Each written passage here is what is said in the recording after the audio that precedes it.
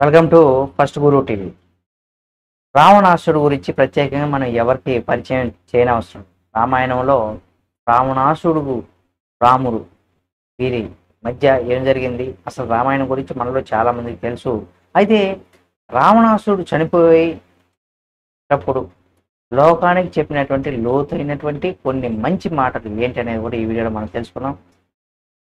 దసరాను సాధారణంగా రావణ దహనం అని కూడా అంటూ ఉంటారు కొన్ని ప్రదేశాలు. అయితే రావణుడిని రామాయణం ప్రధాన విలన్గా, లంకకు రాజుగా భావిస్తారు. రావణుడు లేకుండా రామాయణం సాధ్యం కాదనేది కూడా చెబుతూ ఉంటాం.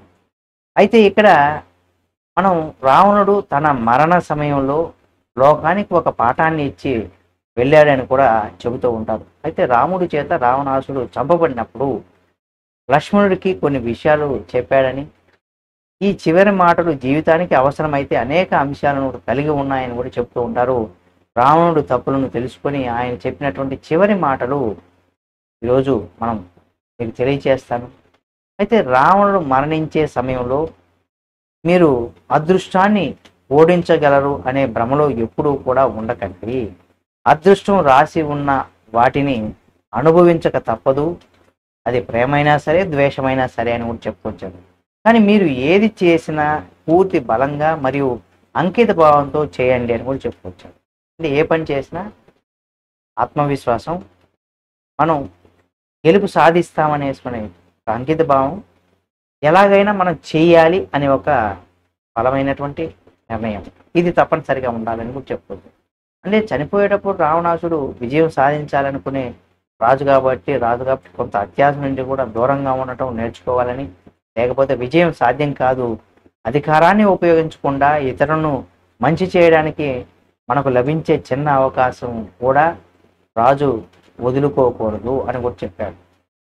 అలాగే మరణించే సమయంలో రావణుడు మీ రథం మరియు మీ సోదరుడితో వైరం పెట్టుకోవద్దు, అవి ఎప్పటికైనా హాని కలిగించవచ్చు. మీరు జీవితంలో విజేత అనే ఎప్పుడు కూడా అనుకో, మనం ఎప్పుడు మన జీవితంలో మనమే గెలుస్తూ ఉంటామని అనుకోకూడదు. అది మిమ్మల్ని నాశనం వైపు కూడా నడిపిస్తుంది. చనిపోయే సమయంలో రావణాసుడు మిమ్మల్ని ఇవన్నీ కూడా విస్మరిస్తే, అంటే మిమ్మల్ని విస్మరించే మంత్రి లేదా సహచరుడిని కూడా ఎప్పుడు కూడా విశ్వసించండి. అంటే మిమ్మల్ని నమ్ముకొని మీకోసం పనిచేసేటువంటి వ్యక్తులు ఎవరైతే ఉన్నారో వారు ఎప్పుడైనా ఒక మంచి మాట చెప్పినప్పుడు దాన్ని 100% ఆచరించండి. దాన్ని తప్పుగా, లేదు నువ్వేది నాకు చెప్పేది, నేను చెప్పినట్టు నువ్వు చేయాలి అనే ధోరణిలో కూడా ఎప్పుడు ఉండకూడదు అనేసి కూడా చెప్పుకొచ్చాను.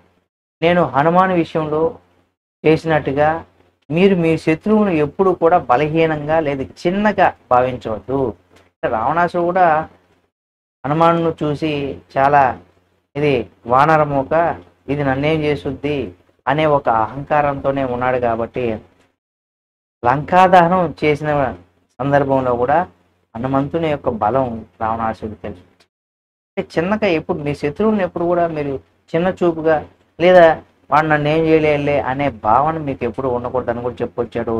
రావణుడికి చివరి మాటలు లోకానికి అనేక విషయాలను చెప్పే మాటలుగా కూడా మనం చెప్పుకోవచ్చు. కాబట్టి మనం కూడా ఆయన చెప్పినటువంటి మాటలను కూడా మనం కూడా మన జీవితంలో మనం పాటించాల్సినటువంటి పరిస్థితి ఉంది. మరి ప్రతి ఒక్కరు కూడా పాటిద్దాం. ఈ వీడియో మీకు నచ్చితే లైక్ చేయండి. ఈ వీడియో పైన మీరు మీ యొక్క అభిప్రాయాన్ని కామెంట్ రూపంలో తెలియచేయండి. మరిన్ని వీడియోల కోసం మన ఫస్ట్ గురు టీవీ ఛానల్ సబ్స్క్రైబ్ చేసుకొని పక్కనే ఉన్న బెల్ బటన్ ఒకటి మాత్రం మర్చిపోకండి.